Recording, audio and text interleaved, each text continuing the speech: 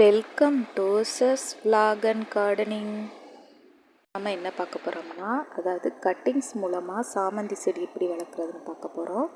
இப்போ நான் ஒரு சாமந்தி செடியோட ஒரு கட்டிங்ஸ் எடுத்திருக்கேன். அதில் நல்லா வேர் விட்டுருக்கு, ஆனால் காஞ்சிருக்கு. இருந்தாலும் நம்ம வச்சு பார்ப்போம் அது எப்படி வருதுங்கிறத.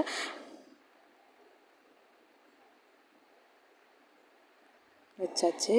அடுத்து இப்போ இன்னொரு கட்டிங்ஸ் எடுத்துக்கிறேன். அதாவது நல்ல பெரிய வளர்ந்த செடியில் உள்ள கட்டிங்ஸு சின்ன சின்னதாக வெட்டி வச்சுருக்கேன். அதை இப்போ நான் பதியம் போடுறேன். அதாவது அந்த கணுப்பகுதி உள்ளே வர்ற வரைக்கும் உள்ளே நல்லா நட்டு வச்சுருக்கணும். இது நல்லா ரெட் கலரில் உள்ள ஒரு சாமந்தி செடி தான். அடுத்து சின்ன சின்ன கட்டிங்ஸாக எடுத்து ஒரு சின்ன தொட்டியில் ஊண்டி வச்சுட்டு ஒரு வாரம் கழித்து பார்ப்போம் அது எப்படி வளர்ந்துருக்குங்கிறத நான் உங்களுக்கு அப்டேட் பண்ணுறேன். பாருங்கள், இது இப்போ அதில் ஒரு மொட்டு வச்சுருக்கு. நல்லா பாருங்கள், சின்ன சின்னதாக ஊண்டி கட்டிங்ஸ் எடுத்து ஊண்டி வைக்கிறேன். இதுக்கு முன்னாடி நான் இது மாதிரி பண்ணியிருக்கேன், நிறையா கட்டிங்ஸ் வச்சு வளர்த்துருக்கேன்.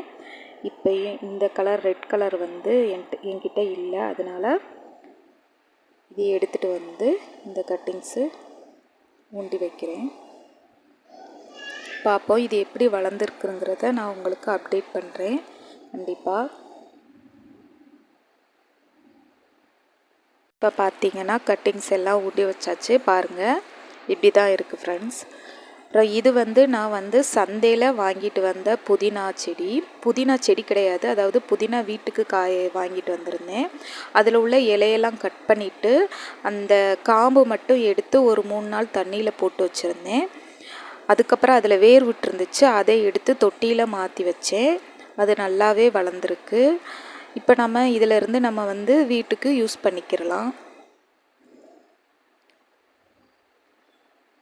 அவ்வளோதான் ஃப்ரெண்ட்ஸ். பிடிச்சிருந்தா லைக் பண்ணுங்கள், ஷேர் பண்ணுங்கள், சப்போர்ட் பண்ணுங்கள்.